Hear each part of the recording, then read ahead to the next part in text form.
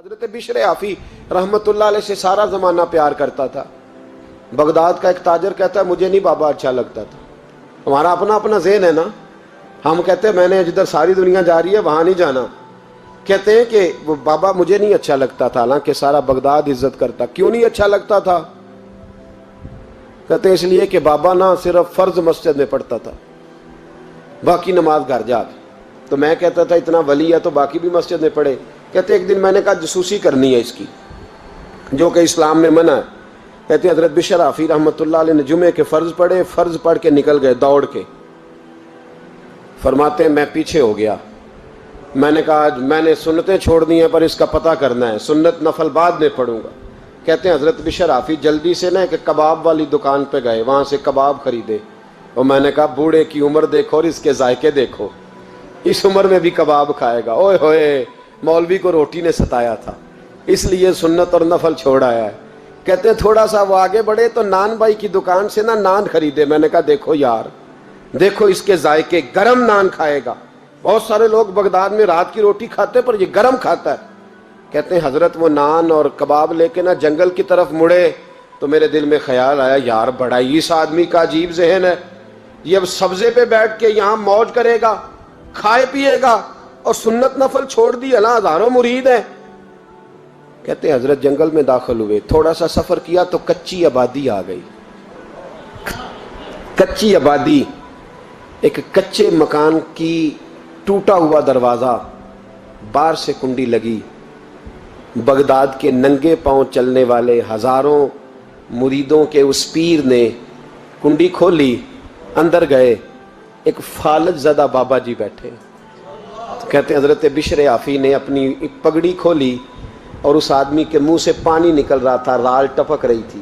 کہتے ہیں پہلے اپنی پگڑی سے منہ صاف کیا، پھر پیالے سے پانی ڈال کے منہ دھویا، پھر حضرت اس کے ٹانگوں پہ کپڑا ڈال کے روٹی کا لقمہ توڑ کے اس کے منہ میں ڈال کے کہنے لگے بابا ناراض نہ ہونا، جمعے والے دن مجھے دیر ہو جاتی ہے، ابھی تو میں نے سنت اور نفل بھی پڑھنے ہیں، ناراض نہ ہونا، مجھے دیر ہو جاتی ہے۔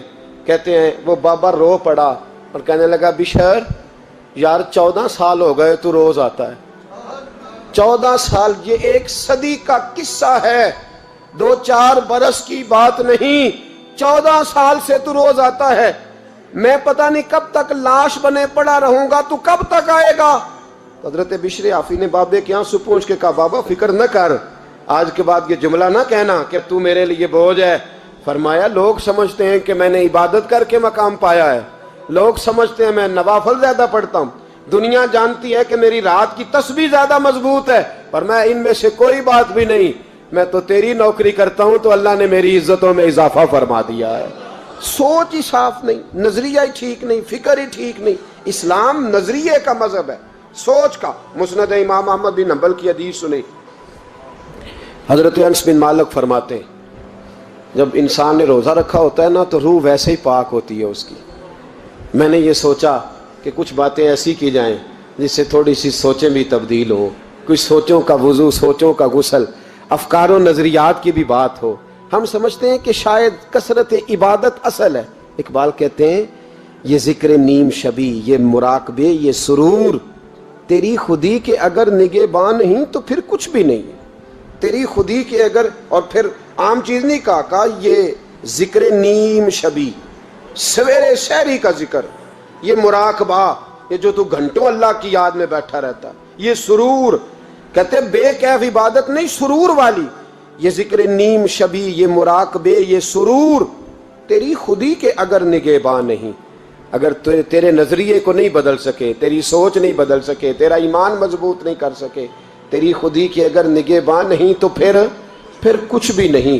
اور خرد نے کہہ بھی دیا لا الہ الا اللہ تو کیا حاصل، دل و نگاہ، دل و نگاہ، دل و نگاہ اگر مسلمان نہیں تو پھر کچھ بھی نہیں، دل و نگاہ۔ اقبال کہتے ہیں ایک دل کا کلمہ پڑھ، دوسرا نظر کا کلمہ پڑھ، ان پہ پابندی لگا۔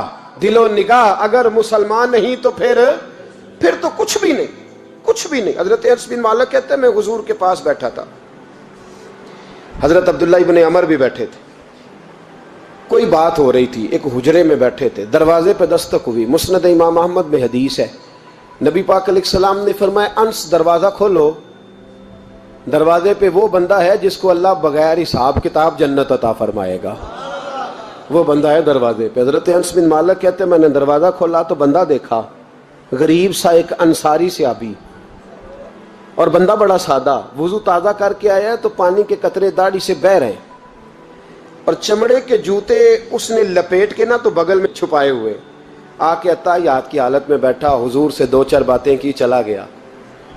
ہم اس کا رنگ دیکھتے رہے اور مصطفیٰ کا کرم دیکھتے رہے۔ اس کو حضور نے جنتی کہا ہے۔ کہتے ہیں اگلے دن اسی ٹائم اسی وقت ہم حضور کے پاس بیٹھے تھے، پھر دروازے پہ دستک ہوئی، حضور نے فرمایا دروازہ کھولو، دروازے پہ وہ بندہ ہے جسے اللہ بغیر حساب کتاب جنت عطا فرمائے گا، بغیر حساب۔ کہتے ہیں دروازہ کھولا، اور جیسے ہی میری نظر پڑی، بندہ بھی وہی ہے جو کل آیا تھا، اور انداز بھی وہی ہے جو کل تھا، اسی طرح پانی کے قطرے، اسی طرح جوتے بغل میں، السلام علیکم، کل حضور فلاں بات کی تفصیل پوچھنی مجھ سے رہ گئی تھی، غلطی ہوگی، دوبارہ آیا ہو۔ اس نے اپنی گفتگو کی، چند جملوں میں بات سمیٹی، چلا گیا۔ فرماتے ہیں اتفاق کی بات کہ دن تیسرا، بندے بھی ہم دونوں، میں اور عبداللہ ابن عمر، حضرت انس بن مالک کہتے ہیں دونوں بیٹھے تھے، سیم ٹائم سیم ڈے۔ پھر دستک ہوئی، حضور نے فرمایا دروازہ کھولو، اور مسکرا کے فرمایا دروازے پہ وہ بندہ ہے جسے اللہ بغیر حساب کتاب جنت عطا فرمائے گا۔ کہتے ہیں کھل اٹھے ہمارے چہرے، باہر گئے، دستک ہوئی تھی، دروازہ کھولا۔ فرماتے مجھے یقین تھا وہی ہوگا جو 2 دن پہلے آیا تھا، اور میرے یقین کے مطابق ہی کام ہوا، وہی بندہ تھا جو کل بھی تھا، جو پرسوں بھی تھا، حالت اور کیفیت اور انداز بھی وہی تھا۔ پانی کے قطرے بہہ رہے ہیں، اور اس شخص نے جوتے بغل میں دبائے ہوئے خدمت میں حاضر ہوا، بیٹھ گیا، بات چیت کی، چلا گیا۔ حضرت انس بن مالک کہتے ہیں تھوڑی دیر ہوئی تو حضور بھی تشریف لے گئے۔ حضرت عبداللہ ابن عمر مجھے کہنے لگے یار ویسے کتنے اس کے نصیب ہیں، کتنے نصیب ہیں، کوئی آیا لے کے چلا گیا، کوئی آیا لے کے چلا گیا، کوئی عمر بھر بھی نہ پا سکا، میرے مولا تجھ سے گلا نہیں، یہ تو اپنا اپنا نصیب ہے، یہ تو اپنا اپنا، اور نہ کسی کے حال پہ طنز کر، نہ کسی کے غم کا مذاق اڑا، وہ جسے چاہیں جیسے نواز دے، یہ مزاج لطف رسول ہے صلی اللہ تعالی علیہ وسلم۔ کہتے ہیں ہم لوگ گفتگو کرنے لگے، عبداللہ ابن عمر مجھ سے کہنے لگے یار ویسے پتہ کرنا چاہیے یہ کون سا عمل کرتا ہے، پتہ کرنا، جیسے ہم نہیں پتہ کرتے کہ یہ بندہ بڑا چمک گیا، پتہ کرو کون سا کاروبار کرتا ہے، ذرا اس کی جاسوسی تو کرو۔ اور بندے بھی بڑے سمجھدار ہیں، وہ سائیڈ بزنس نہیں بتاتے، وہ کہتے ہیں وہ جو میرا علیحدہ ہے وہ نہیں بتانا، کہیں یہ نہ شروع کر لے۔ حالانکہ انسان کے پاس جو خوبی، جو اللہ نے اسے دولت دینی ہوتی ہے، وہ اپنا اپنا نصیب ہوتا ہے، وہ گھر میں بیٹھے بھی اللہ عطا کر دیتا۔ وہ کہتے ہیں کہ پتہ کرو کیا عمل کرتا ہے، تو حضرت عبداللہ ابن عمر کہتے ہیں میں اس کے پیچھے ہو گیا، اس سے سلام لی، تو میں نے کہا مجھے 2-3 دن کے لیے مہمان بنا لو گے، مان نہ مان میں تیرا مہمان، 2-3 دن کے لیے مہمان بنا لو گے؟ تو کہتے ہیں مجھ سے کہنے لگا کوئی گھر میں جھگڑا ہو گیا ہے، کیونکہ پڑوس میں تو تمہارا، قریب ہی تو تمہارا گھر ہے، میرے مہمان بننے کو کچھ جھگڑا ہے؟ تو میں نے کہا چلو ایسے ہی سمجھ لو، پر مجھے مہمان بنا لو۔ کہتے ہیں میں 3 دن اور 3 راتیں اس شخص کے ساتھ رہا، وہ کتنا صدقہ کرتا ہے میں نوٹ کرتا رہا، نماز کتنی پڑھتا ہے، اس کا کیا، میں چاہتا تھا کہ وہ عمل مجھے ملے۔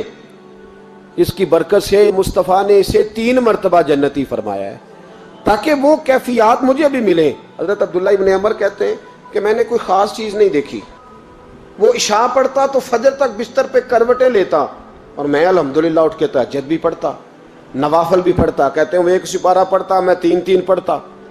فرماتے اس نے 3 دنوں میں کھجور بھی صدقہ نہیں دی، کہ کھجور بھی، اور میں نے بڑے بڑے غریبوں کی مدد کی۔ میں کہنے لگا کہ عمل تو میرا زیادہ ہے اس سے، پھر خوبی کیا ہے؟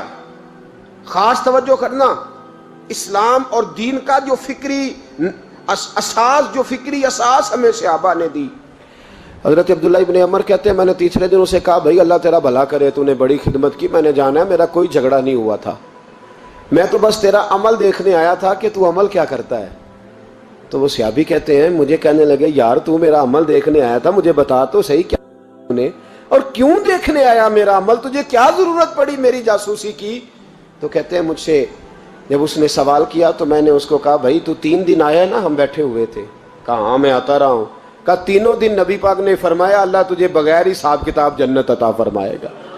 تو میں چاہتا تھا کہ میں ذرا جاسوسی کروں، ذرا دیکھوں، کھوج لگاؤں کون سا ایسا عمل ہے، آپ بھی ذرا دھیان دیجئے گا، کون سا ایسا عمل ہے، حالانکہ تو عشاء پڑھتا ہے اور اٹھ کے فجر پڑھتا ہے، میں تہجد بھی پڑھتا ہوں، تیرا سپارہ 1 ہے میرے 3 ہے، کون سا ایسا عمل ہے جس کے سبب تجھے جنت ملے گی؟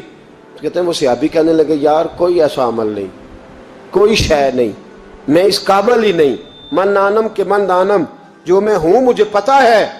کہا پھر کوئی بات تو ہوگی، تیری مہربانی بتا دے، میں نے 3 دن 3 راتیں محنت کی ہیں، بتا دے۔ کہتے وہ کہنے لگے اگر تجھے بتاؤں نا تو پھر سن، میں جب رات کو سوتا ہوں تو اپنے دل پہ نظر ڈالتا ہوں، اور سویرے جب اٹھتا ہوں تو پھر اپنے دل پہ نظر ڈالتا ہوں، موبائل پہ نہیں، کنجی پہ نہیں کہ چابیاں کدھر ہیں، بٹوے پہ نہیں، میں رات کو سوتے ہوئے بھی اپنے دل پہ نظر ڈالتا ہوں، سویرے اٹھتے ہوئے بھی میں سب سے پہلے اپنے دل پہ نظر ڈالتا ہوں۔ فرماتے ہیں الحمدللہ میرے دل میں کسی کا حسد نہیں ہے، کسی کے بارے میں کوئی کینہ نہیں ہے، کوئی کسی کے بارے میں میل نہیں، میں اللہ کے ہر بندے کے بارے میں سوچ، نظریہ، فکر اچھی رکھتا ہوں۔ اور فرمایا میں تیرے بارے میں بھی عبداللہ یہی سوچتا ہوں کہ تو مجھ سے زیادہ نیک ہے۔ الحمدللہ اس وقت بھی میرا ذہن یہ ہے کہ انس بن مالک مجھ سے زیادہ پرہیزگار ہے، اس وقت بھی میری سوچ یہ ہے کہ محبوب کے سب صحابہ میں سب سے کمزور میں ہی ہوں۔ نبد عبداللہ ابن عمر کہتے ہیں میں نے اس کا ہاتھ چوما، میں نے کہا سمجھ آ گئی ہے، تیرا نظریہ، تیری سوچ پکی اور سچی مسلمان ہے، تو دل اور روح کا مسلمان ہے، تو نظر اور روح کا مسلمان ہے۔ یہ سبب ہے کہ اللہ کے رسول نے زمین پر چلتے ہوئے بھی تجھے 3 دفعہ جنت کی بشارت عطا فرما دی۔